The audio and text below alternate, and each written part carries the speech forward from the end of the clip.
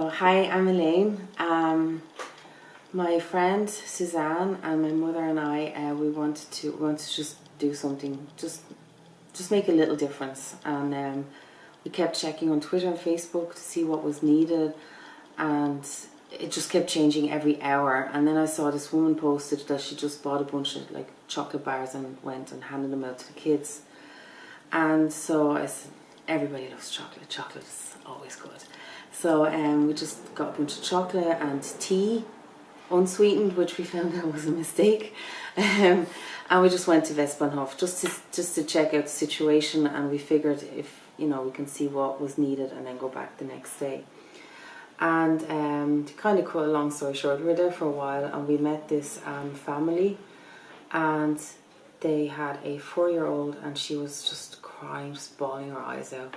And the mother said, no, she's fine, she's just tired. And they had 2 more toddlers, and they were also very upset. And she said, no, it's just because they're tired. And we asked them, where are you staying tonight? And she said, I don't know. And we had spoken to people at Westbahnhof, and there were no more beds.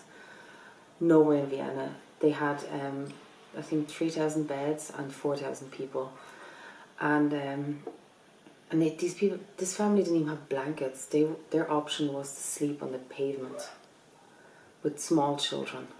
So I just turned to my mom and I said, can we take them for a night? And she said, yes. Don't know where we're putting them, but we're taking them. And so I offered to her, and she was like telling us that she had to meet somebody. So we said we would check back with them 20 minutes later. And when we did, they were still there. And I said I didn't want to be too, I don't know, not imposing, but I didn't want to make them feel like I'm trying to make them go with me, because that's kind of scary and creepy. So I said, are you still okay? And she said, yes, but she didn't sound very sure. So we said, okay, no problem. So we kind of walked away, and we stopped, and then she came over to us and she said, actually, yes, can we stay one night with you? Like, yeah, no problem, you and your family, you come and you stay with us. And she just put her head on my friend's shoulder, and she just broke down. And I felt like she had been just holding it together for so long, and just finally this just small gesture, really, that's all it really is, just made her like just release and just break down.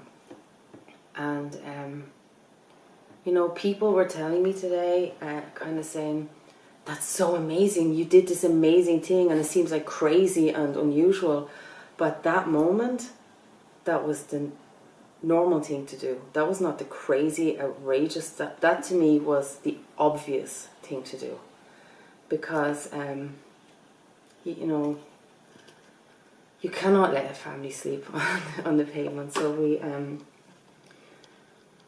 they came with us, and we drove home in taxis, and neither one of the 2 taxi drivers let us pay. We brought them in. My mom has this talent for making beds, like pulling them out of like every corner.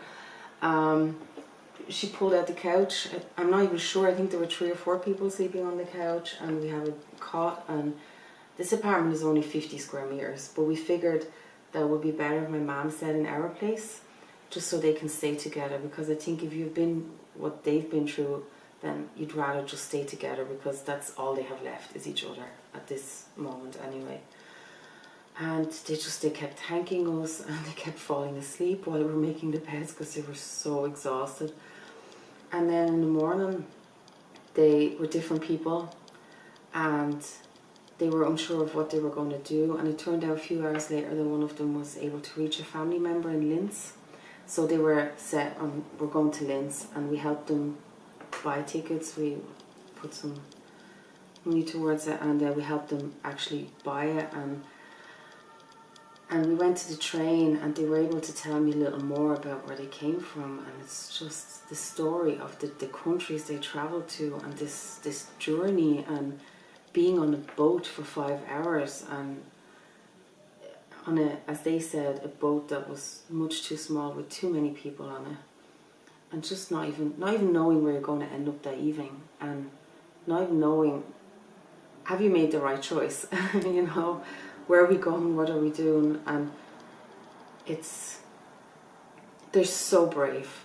They're so brave and so strong. And people are praising me, but I don't deserve praise because all I did was give someone a bed for one night. If we're honest, what is that? That's nothing. That's nothing compared to what they've been through. They are my heroes. They are so calm and strong and brave. And still, even though despite everything, they're still smiling and they're talking to you and they're just so happy for every little gesture. And one of the stories, one of the fathers said that his daughter a few weeks ago, she wasn't well, so they decided not to send her to school because she had a headache. And he said that day her school was just flattened by an airstrike. The only reason I got to meet this gorgeous little girl, Manur, she's 5, she's beautiful, she's long eyelashes and curly hair, and she's such a friendly child. And the only reason I got to even meet her was pure chance. Pure chance, because she was supposed to be in school that day. And she's still very scared. Loud noises, and when they're separated, like when the mother leaves the room or she gets a bit panicky, like I was standing on the platform with the father talking and the mother was inside and the doors closed like they do automatically, and she went in complete panic mode and she screamed and I opened the door and then she was fine again. It's just she still has, the father said she gets this, she has these moments of just panic, and she was injured by a stone. He pointed at her back.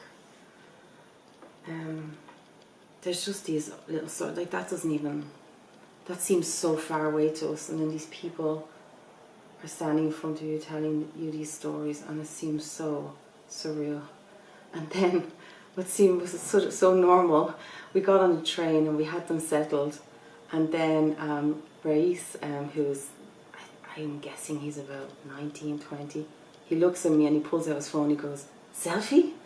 And I said, "Yes, the man speaks my language. I'm always up for a selfie." So, so we took a selfie, and this is the only picture I have of them. Maybe I'll show you the picture. I'm so happy we got to take that. You can't see the children, unfortunately, in it because it's really hard to get 9 people into a selfie. But there's the family. They're so friendly and decent and polite and well-mannered people. Like, I kind of miss them already. I know that's silly because I've only known them for like a few hours, but they said they would text me when they get to Linz, when they have internet, but I haven't heard back from them yet, so I hope they're okay. And I hope that maybe, as I said to them, and I meant it, maybe one day soon we will meet again.